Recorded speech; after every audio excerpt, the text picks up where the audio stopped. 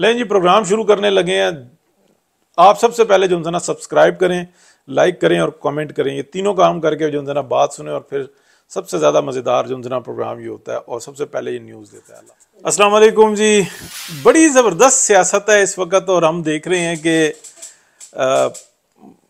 PMLN जो सी है ना एक दफ़ा फिर जो सी है ना फ्रंट पर आकर खेलना चाहती है। और वो खेल क्यों रही है? क्योंकि वो पाकिस्तान को एक बहुत बड़ी मुसीबत से निकालना चाह रही है। PTI की हुकूमत रही, यानी कि एक डॉक्ट्राइन जो पाकिस्तान में चली, पाकिस्तान की मईशत का, पाकिस्तान का मुख्तसरन ये कि टोटल निज़ाम को दरहम बरहम करके रख दिया। और हर एक डॉक्टर ने, छोटे या बड़े डॉक्टर ने अरबों की गेम की। सबके हाथ मैले हैं, सबके हाथ रंगे हुए हैं, सबके हाथ में अजीब किस्म का गंद लगा हुआ है। इसलिए एहतसाब होना इस वक्त में बहुत मुश्किल है, इस वक्त में बिलखुसूस जब तक कि मईशत ठीक नहीं होती। हाँ, अगर एक दफ़ा मईशत ठीक हो गई तो सब कुछ हो जाएगा। अब देखने वाली जो बात है ना वो ये है कि जो जिस तरतीब के साथ PMLN चल रही है, ज़ाहिरन जो है ना प्रेसिडेंसी जो है वो पीपल्स पार्टी के पास चली गई और कुछ गवर्नर उन्होंने ले लिए, सेनेट का चेयरमैन ले लिया और वो बहुत सारी जगहों पे जो सीटें हैं उसके अंदर वो अपना हाथ रख देते हैं और ब्लैकमेलिंग के अंदर एक नंबर है। PMLN ने क्या किया है कि जो निज़ाम का बोझ था टोटल वो उन्होंने उठाया और उठाने के बाद जो है ना वो फ्रंट पे हो गए हैं, आगे आ गए हैं और उन्होंने इस बात का तैयार किया है कि हम पाकिस्तान को इस मुश्किल से निकालेंगे। तो उसके अंदर वो आगे आ गए हैं। अब एक बात को समझना होगा कि जो मिनिस्ट्री हैं उसके अंदर ओवरसीज़ मिनिस्ट्री जो सी ना, ओवरसीज़ की जो मिनिस्ट्री है वो 100% PMLN को अपने पास रखनी होगी और मोस्ट कॉम्पिटेंट पर्सन लगाना होगा। ये वो मिनिस्ट्री है कि जिससे आने वाले वक्त के अंदर जो प्रेशर पड़ेगा PMLN के ऊपर, बिलखसूस उस वक्त के जब मईशत बेहतर होना शुरू होगी। क्योंकि जैसे ही मईशत बेहतर होना शुरू होती है वैसे ही हमने देखा है कि नीचे से लोग निकल कर आते हैं, लोग समझ रहे हैं आप, और वो अपना एक ख़ास किस्म का गाना शुरू कर देते हैं।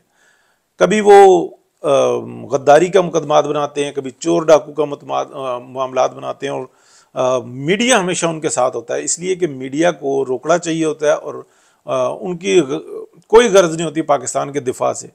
ये हमारी तारीख गवाह है, कभी उन्होंने स्टैंड नहीं लिया। एक हमें वो दलिया की तहरीक जो उनसे ना नज़र आती है उसके अंदर मीडिया नज़र आता है, लेकिन बाद में पता लगता है कि वो भी आपस की जो उनसे ना इनकी बंदरमांड थी और मकासद थे और अंदर से जो ना मामलात कुछ और थे। ऊपर से आर्डर कुछ और आते थे, नीचे आर्डर कुछ और चलते थे। बिल्कुल जो ना अगर आप ये इलेक्शन देखें उसके अंदर क्या हुआ, ऊपर से आर्डर आया था कि 8, 10, 12 जो ना इनको स्टार वार्ड्स को साइड पे करना है, नीचे से जनाब 75, 80 उड़ा के रख दिए। फिर बाद में गंदे अंडे घुसा रहे हैं और ये कर रहे हैं और वो ऊपर वाले कह रहे हैं हम क्या करते, नीचे वालों को पकड़ो। फिर ये बड़ी हकीकत की बातें हैं। हाँ, अगले 5 साल के लिए, अब पता नहीं 5 साल होते हैं, साल होता है, 2 साल होता है, इलेक्शन में कब जाते हैं, लेकिन सदारत पे से जरदारी साहब नहीं उठेंगे, माँ सिवा इसके कि उनको अल्लाह ही उठा ले। तो ये सारी सूरत हाल नजर आती है। ओवरसीज मिनिस्ट्री जो सी है ना वो इस वक्त में मोस्ट कॉम्पिटेंट बंदा चाहिए।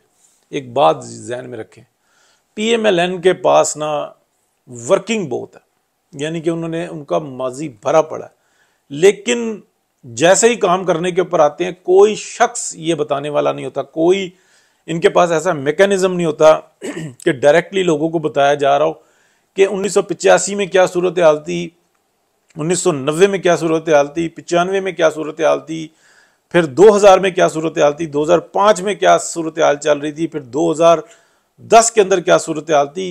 5-5 साल का अगर आप हिसाब लगाएं तो आपको पता लग जाएगा कि PMLN का काम क्या है और दीगर का काम क्या है। लेकिन ये चीज़ घुट्टी की तरह पिलानी पड़ती है, एक एक चीज़ स्पूनिंग करनी पड़ती है।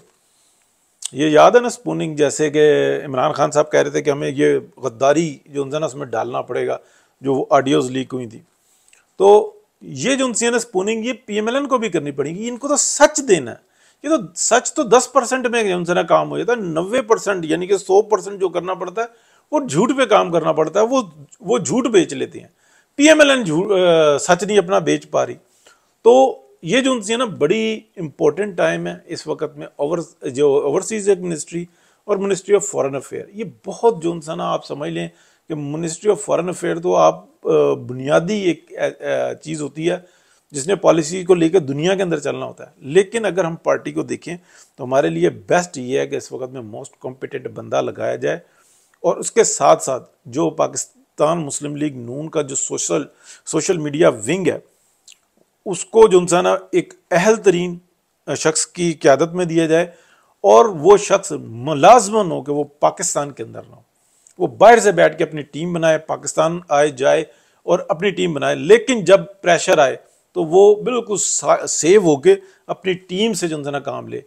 हमेशा हमने देखा यह है 2017 में जिस तरीके से PMLN की सोशल मीडिया टीम के ऊपर क्रैकडाउन हुआ था, वो तारीखी वाक़यात हमारे सामने लोग भूल गए। लेकिन जिन लोगों ने फेस किया था हमें बड़े अच्छे तरीके से याद है कि पूरा का पूरा सिस्टम ही उठा के एक तरफ कर दिया था। वजह क्या थी?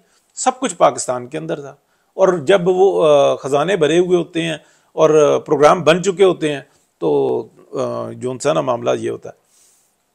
अब मैं अगली एक बहुत इंपॉर्टेंट बात करने लगा हूँ, और वो बात जो है ना बहुत ही, मैं सोच रहा था उसके ऊपर पूरा व्लॉग बनाऊँ, लेकिन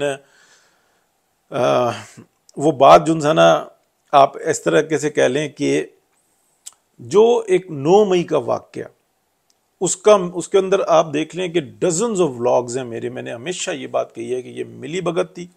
ये कतई तौर पे जो है ना ऐसा नहीं था कि सिर्फ PTI जो है ना चढ़ दौड़ी और उसने जनाब इतना बड़ा काम कर दिया। ये दोनों तरफ से मिलके हुआ है, और उसके टोटल बेनिफिशियरी जो है ना वो हमारे सामने नज़र आते हैं, जो बिल्कुल वाज़े तौर पर हैं कि सारा इल्ज़ाम जो है ना PTI पे डाल दिया। PTI ने जनाब जुडिशरी के ऊपर डाल दिया, जुडिशरी साइड पे हो गई, फिर सफाई हो गई।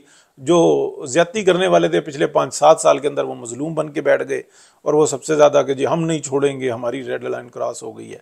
तो किसको क्या सज़ा मिली है? इमरान खान अंदर बैठा हुआ है, याशियों के अड्डे बनाए हुए उसने।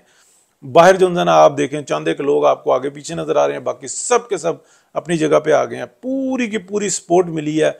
KP को देखें, पूरा परसेप्शन बनाया गया PTI के लिए, और उनको किस तरीके से इलेक्शन के दिन से लेके 8 फरवरी में सबसे ज़्यादा सपोर्ट मिली है वो PTI को मिली है।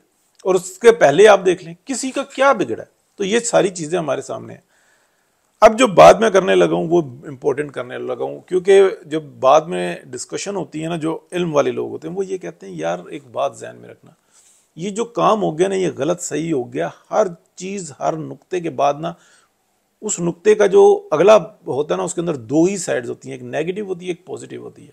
नेगेटिव साइड ये है कि जो एतमाद था ना डिपार्टमेंट के ऊपर से वो बहुत कमज़ोर हो गया पाकिस्तान के अवाम के अंदर।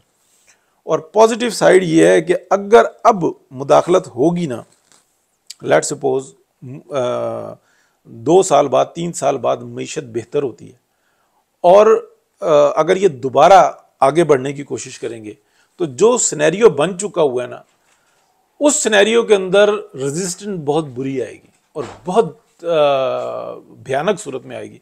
इसलिए कि अब अवाम जो है ना भूलेंगे नहीं जो हालात बने, क्योंकि कुछ भी है राइट से लेफ्ट से सेंटर से किसी भी तरफ से अगर आप देख लें तो परसेप्शन या जो मामला ख़राब हुआ है ना, जो बदएतमादी फैली है वो सिर्फ एक डिपार्टमेंट की फैली है, और लोग जो है ना दर्जा बदर्जा डे बाय डे जो है ना वो उस तरफ बढ़ते जा रहे हैं।